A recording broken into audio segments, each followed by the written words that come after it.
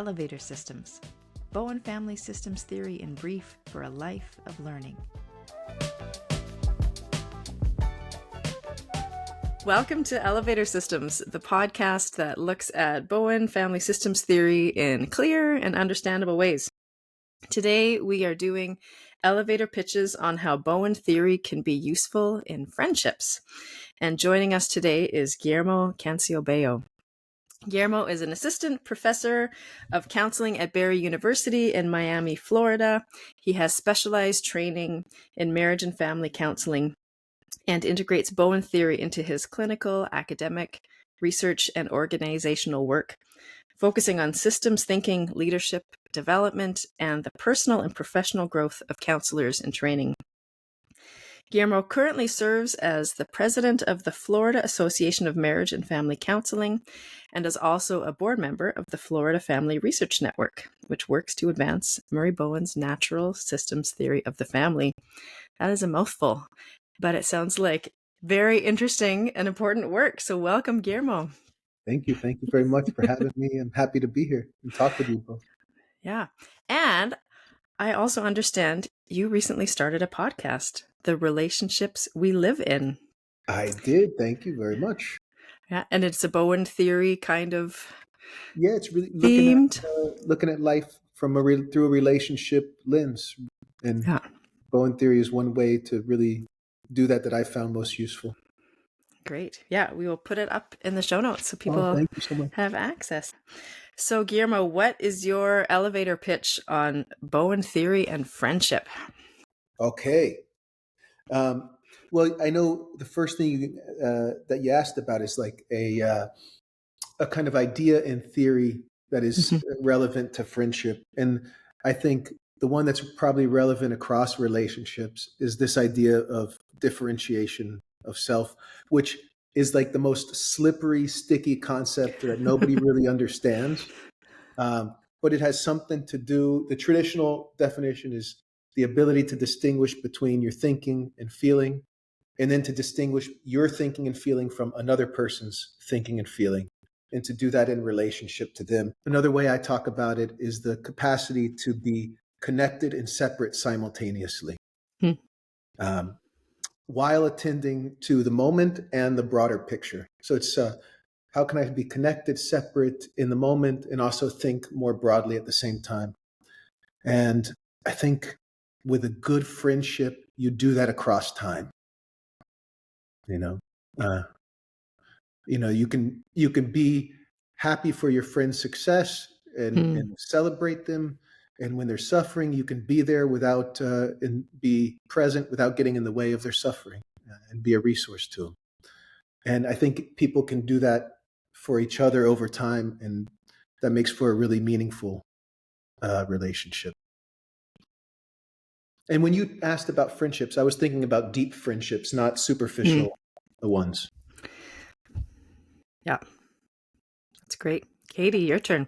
I feel like Guillermo went to the deep end. I'm going to swim in the shallow end, and I'm going to talk about the concept that I thought of right away when I thought of friendship was sibling position. I find sibling position so interesting in thinking about my own friend choices and the friend choices of people who I work with.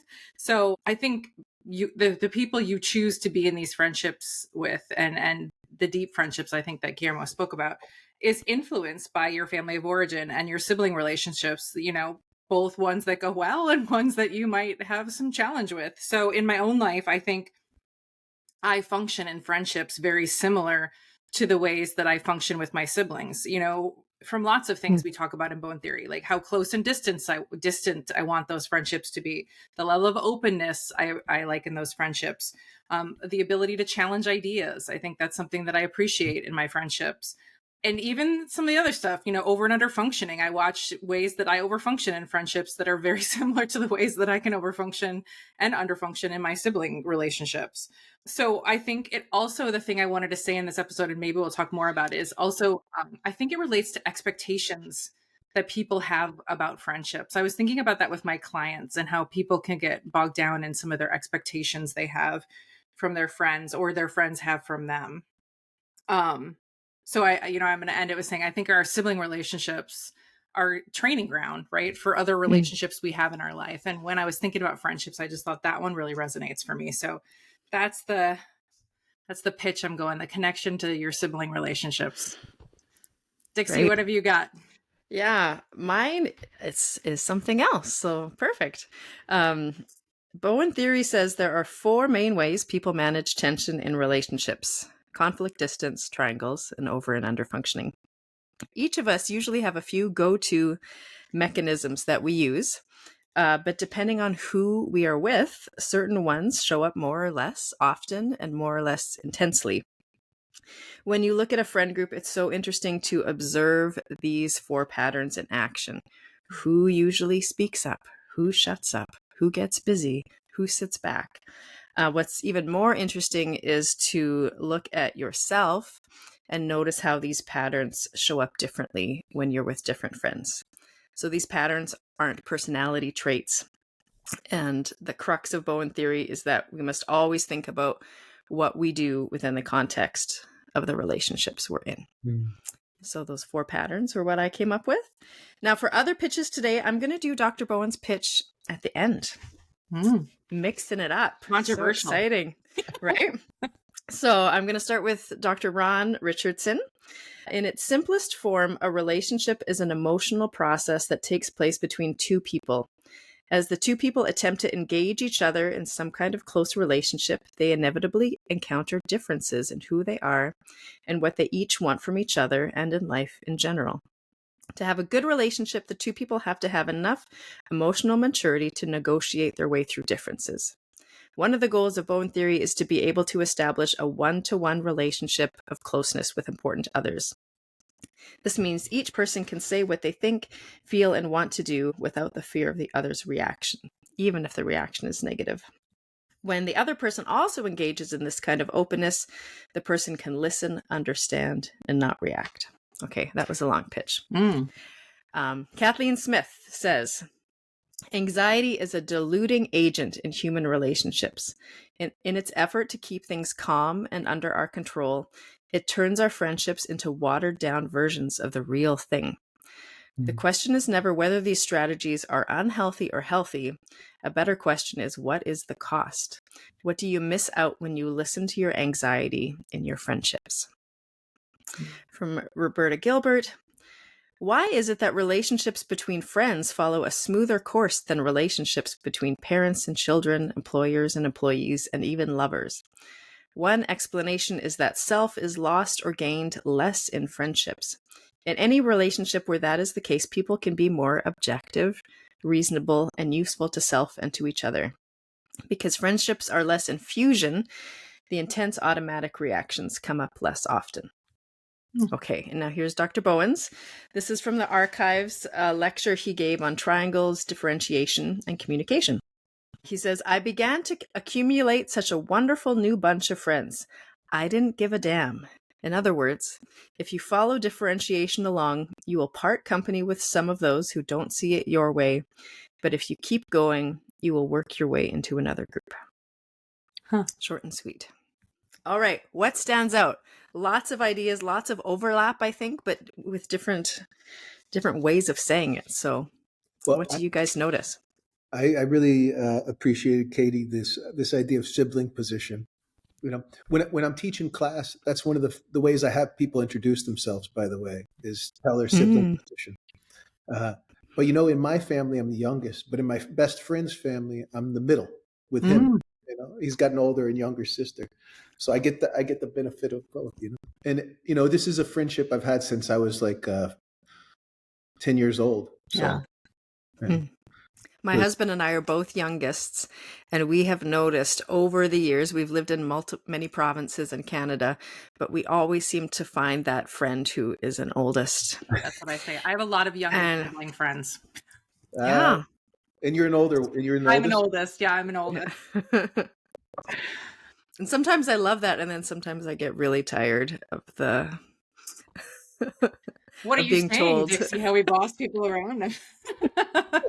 Yeah, I appreciated Murray Bowen's last comment. The thing I was adding as one of my examples in one of my dives, I have our our trainees read research from, there was a sibling position research in one of the family center reports. It was based on the symposium, and someone named Mary Ann Ames at the Bowen Center found that Thoman's categorization and the addition of Bowen theory lines up pretty clear with the research she did on the siblings that people pick.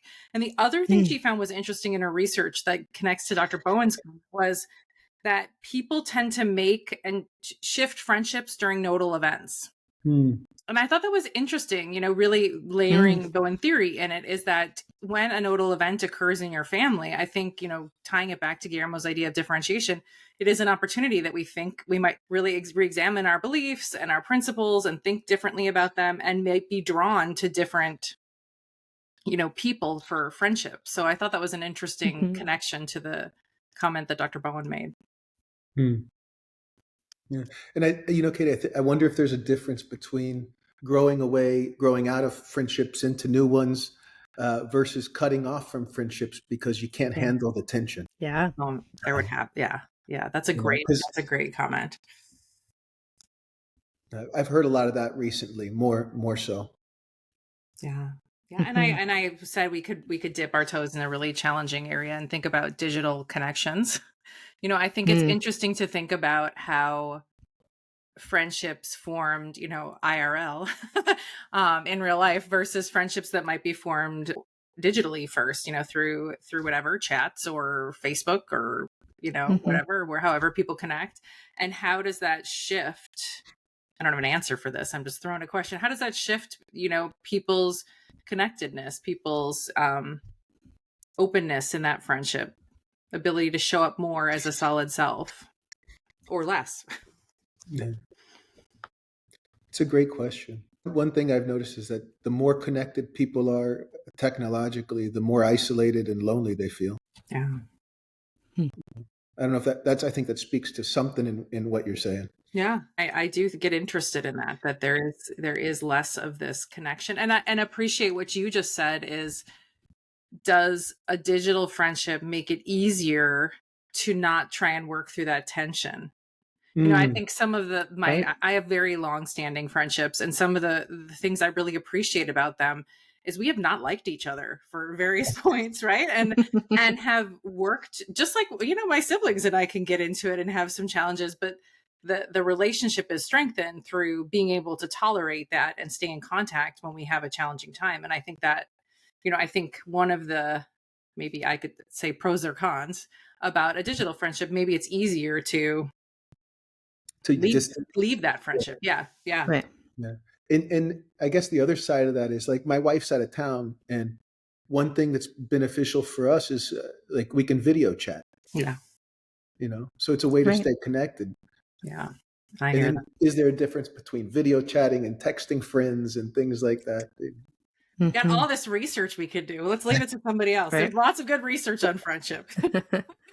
Well, one thing when you bring that up, Katie, is thinking about some of these divisive issues. You know, COVID really highlighted some different ways of thinking in people and politics these days. You know, we had an election here in Canada a few months back, and I definitely muted for 30 days some of my friends on Facebook because I just, you know, didn't have the energy or knew I saw things differently. And so that's one way. But I think also online, you maybe get to see some more of people's beliefs than you would in a one-to-one face-to-face conversation. You can, like, if they're posting, you know, these sound bites and these ideas. I mean, hopefully not at a deep level of friendship, but sometimes online you do get to see more of, you know, where they land on things. Yeah, I think you're highlighting that concept of you know, individuality and togetherness. And in a face-to-face relationship, do you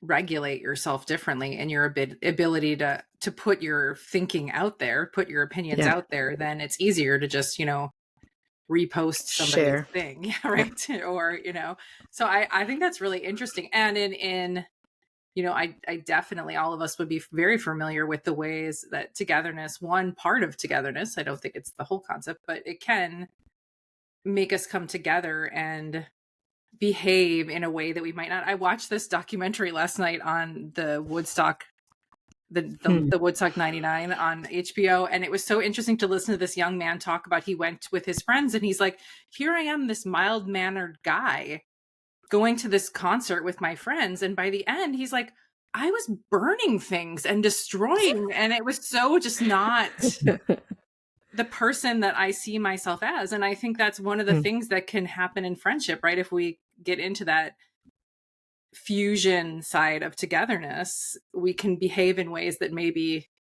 aren't the self that we want to show up in the world. I went dark, sorry. Yeah, Guillermo, do you have an example from like a daisy field or something a little? I wish I had a daisy field example. No. The one, when you did ask for an example of friendship, the one thing that came to mind for me is the story of David and Jonathan and their friendship. Because talk about a triangle. David's dad is like the king of this empire, and he's deteriorating. The empire is falling apart. David's been promised the empire, and his best friend is the king's son, and they both seem to manage themselves in this triangle with some kind of sense of responsibility and autonomy and respect for everything that's going on. I always love that example of friendship and really brotherhood too. Yeah, and what difference did that make, do you think, in how things turned out? What book is that? Is that Kings? I think it's First Samuel or something. Oh, Samuel, of course. Yeah. Well, I think it made a difference for what came next. David didn't move to retaliation or retribution or revenge. He really restrained his reactivity against Saul, and he didn't try to manipulate Jonathan, his friend. He maintained the autonomy in that friendship and really acted on principle. And I think that was beneficial to him into the kingdom that he developed later on. I think that's such a good reminder that a triangle can be a very useful thing. Yes. Triangles can get a bad rap. I think when I explain triangles to clients, I say, when you gossip to your spouse or when you try to fix someone, right? But it's not just. No, there's lots of positive ways triangles work. And the thing that example made me think about is the thoughtfulness that might go into choosing friends. And do we only choose friends that really we might perceive lift us up, or do we get into friendships and choose friends that might really challenge us in a difficult way, and how that can be useful to us in our own work on differentiation? Absolutely. I know my buddy will be like, hey, I think you're being kind of stupid. And how that could be. I mean, I think I've been called out by friends too, and it's been useful. And I also think, I was thinking I wanted to bring this up today, is I find it interesting how sometimes, I can hear something from a friend that if my sibling or my parent told me, I might get more reactive to. Like, there is a little more neutrality in that. I don't know what that's about. I could think more about that, but I think that's something that I appreciate. Maybe that triangle idea, even in, relationships. I have a lot of siblings that are very connected to my family. And so to think about how friends have been useful to me in thinking about things that I've been challenged about, even in my own family. Do you guys think it has something to do with family? There's this built-in fusion that's there, and maybe there's less of that in a chosen friendship. Great question. Yeah, that's what the Roberta Gilbert quote seemed to imply, right? There's a little bit more space to be objective and reasonable. And I wanted to go back. Katie, in our relationship systems episode, had asked what goes into including a person in a relationship system. And I thought of that Roberta Gilbert quote, that friendships are less fused than families. I mean, certainly you have moments of high drama or or burning things together like you described, Katie. Well, and I imagine it would Right? exist there would be variation across Yeah. across the scale of differentiation, right? I think there would be Yeah. variation in how fused people could be with their friendships. Yeah. But I was thinking that friendships tend to be more sort of malleable. So, they come and go, and that's it. And that's expected. There's additions and subtractions from the group. Whereas with a family, usually an addition or someone leaving the group is a big deal. Whether it's joyous or whether it's a death or a cutoff, right? And with friendships, it's maybe a little bit more expected. And how does that shift? Maybe less intense. I don't know about expected or unexpected, but maybe intense. Intensity is. No, I'm going to challenge that to think. I wonder if there's variation to that, which is probably why I asked my question. I think there are friendships that I've had in my life. I mean, I'm 47. I've had friendships that I've been friends with since I was, born. So that person, or leaving my system, I think would be a pretty big deal. Yeah. Whereas I have other maybe acquaintances or people who might come in for a season of my life that me moving away from them has less impact. That was one of the ways I thought about maybe that question. Is that a way to measure if the person is in fact in my emotional system? Would be impact, intensity. Yeah. A good measurement. Sort of the importance of it. I was thinking along the lines of what you were saying, Katie, about sibling position, is how does the broader emotional system that we're a part of determine what friendships we develop? I was talking with somebody earlier about kind of mate selection, and how much of that is just being attracted to somebody that kind of integrates into this emotional process that we're a part of in some way, whether we know it or not. Yeah, and I can tell you one way it shows up in my friendships is I have a lot more female friends than male friends. Like I have two sisters. I always just feel a sense of comfort or connection to women in a way that doesn't happen as easily with men. Yeah, so something there. Mm-hmm. Yeah, and I was thinking about those 4 patterns and the ones that we're comfortable with, versus what we bristle. So funny. People really think I'm outspoken, but maybe they don't know how much I would like to speak up more than I do. But I can bristle against someone who's very, very kind of in your face. But other people, it's just what we're used to in relationships. Or in my tendency, Dixie, is to sit back, avoid, float around. Yeah. I was thinking about conversations I have with people in their friendship groups where they might be more conflict avoidant, and really some of the coaching with someone might be, what is it like to just even attempt to hold on to a position in the context of your friendship? And this is going to be one of my takeaways, but I think friendships are such a great playground, laboratory space to work on ourselves. And I just think it's a relationship that might have a little more flexibility that we're talking about. And I just think it might be a way we can observe our own functioning in our romantic relationships and our families of origin. Maybe we just really struggle to see it. I think friendships really have that opportunity to have us a little calmer, that we can observe the system. I love it. It's like with your friend, we always do what they want to do. It's easier to say where you want to go to dinner to your friend than it is your spouse. Yes, that's a great example. And I think that one of the things I like about Bone Theory, Guillermo, is that's a beautiful example that someone can leave your office and go think about and work on that tomorrow, right? Like, or today, like thinking about holding on to that. Yeah.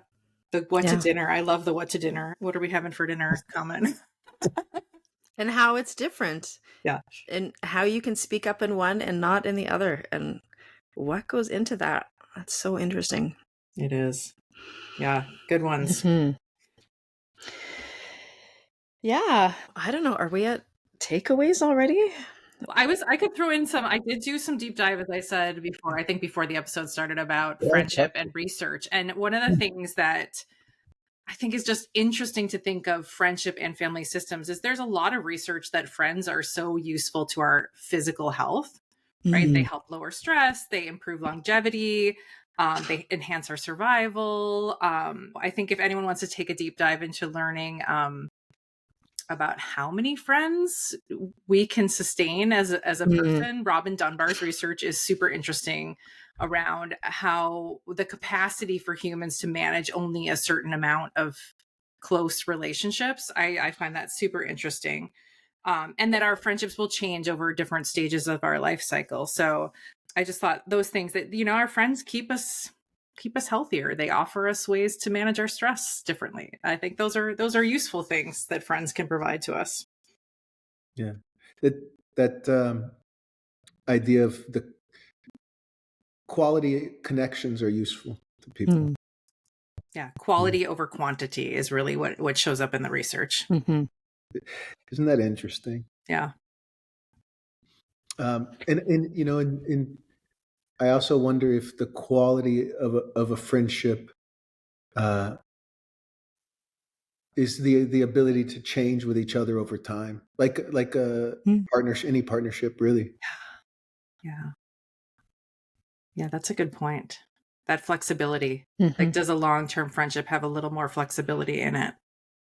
Yeah. Then And maybe that speaks to levels of emotional maturity. If you're on the same level, the friendship might last longer if you're both changing.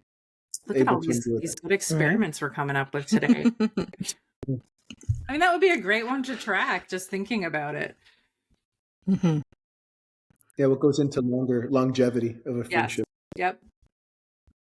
Yep. My example, which I guess we didn't get to, but it was definitely, it's even lighter than a daisy field. I thought about memes and the ability of starting and sustaining friendships by sharing memes online, or ending them, like my children who just unfollow and don't even look at the hilarious things their 40-year-old mom sends them. Anyways, but the idea of there is more to friendships than a laugh over something funny or an agreement over a satirical comic about the state of the world. Like, there is more to friendship than that, but it is a connecting point. And thinking about, can you be curious about, am I sending this meme as a way to connect, or am I sending this meme because I'm avoiding saying something? I've had people struggling in my life recently, and I'm like, is this the time to send the cat meme? I'm not sure. Am I pretending that this isn't happening, or am I still sort of bringing in some space and some levity? And so, anyways, research your meme usage. I think that's a good one. Is it a move to connect with someone, or is it a move to get some distance? Yeah. It's an interesting, or how do you function in relationship? Your example made me think of, I'm on a text group with my siblings, and I shared a meme last night when my sister was going through a hard time, and my other sister was like, too soon. And then the sister who was having the hard time said, no, it made me laugh out loud. That was useful. Like just the interesting dynamics to think about, how you could break that down and watch it. And everyone will have a different opinion. You hopefully put your best thinking in. The sister's like, don't do that. And then the other one was like, no, it was helpful. And what determines the I would just say, for the record, I think you're giving me too much credit, but I put a lot of thinking into it. No. Some thinking. I was like, we need to laugh. Let's find a funny thing. Right. Yeah. So interesting. Yeah, my takeaway was certainly person-to-person contact, and what does it take? And I often send people Kathleen Smith's Anxious Overachiever Substack account, because she has so many examples and really, really good questions to have people think about, oh, this is kind of where my anxiety takes me. Yeah. And this is maybe another way of saying it when I want to really work on that person-to-person connection. I think one for me is goes to something you were saying, Dixie, the difference between connecting versus friendship. I think I'm pretty comfortable in connection, but I think the energy of engaging a friend over time takes effort and thoughtfulness. Yeah. I had two questions for takeaway. My first one was, I thought it would be useful for people to think about what they expect of themselves out of a friendship and what they expect of others, just to kind of a little thinking exercise. And then I think this is a theme about my curiosity with digital connections. And I think Guillermo already asked this a little bit, is get curious about where you find that friendship connection. So is it in person? Is it on the phone? Is it through text? Is it through FaceTime? What makes the difference and how would you measure that? I was thinking about that when I was thinking about Bowen's idea of one-to-one relationships. We want to work towards one-to-one relationships. And sometimes that idea can really bog me down with, I don't have enough time to work one-to-one relationships with all the people in my family and extended family and, work and friendship. And so I was thinking about, for myself, it would be useful just to think about where I get my hit, almost was the way I was going to say it. Where do I find that I get the most bang for my buck with limited resources that I would have, which is time is one of them. Mm-hmm. And you're making me think also, what's drawing our energy? Is it other people's anxiety or is it our thoughtfulness? Ooh, good one. That's a good one. Yeah. Yeah, we should maybe do an episode on being introverts versus extroverts, because you can't just be one or the other, I don't think, in Bowen theory. I've never heard anyone speak of introvert extrovert idea in Bowen theory. I've often, pre-Bowen days, I call myself an oversharing introvert, where I can talk, I can tell you too much, but I am that takes my energy, and being alone really helps me recharge, right? But there's so much you could think about. I'm thinking of a comic strip where you're sharing everything, and then the next scene is you alone in the blankets of the bed. Oh, yes. Oh, you've just described 2018. Oh, yes. Yeah. So, very interesting. Well, any other thoughts, any other ideas that you wanted to share we didn't get to for either of you? Or no, I got all my thoughts for now. I think, again, these topics are so fun. There's so much we could talk about. Yeah. I appreciate you guys having me on. Thank you for coming. Yeah, it was great. Thanks for joining. And I want to thank everyone who's listened today. I think thinking about Bowen theory has been helpful to me in my friendships, but I also thought you'd probably have to ask my friends if they agree with that. But yeah, I hope people take some ideas from today, and what do you notice as you go out into your relationships? This podcast is produced by Living Systems, a nonprofit organization in Vancouver offering counseling and training programs in Bowen family systems theory across Canada.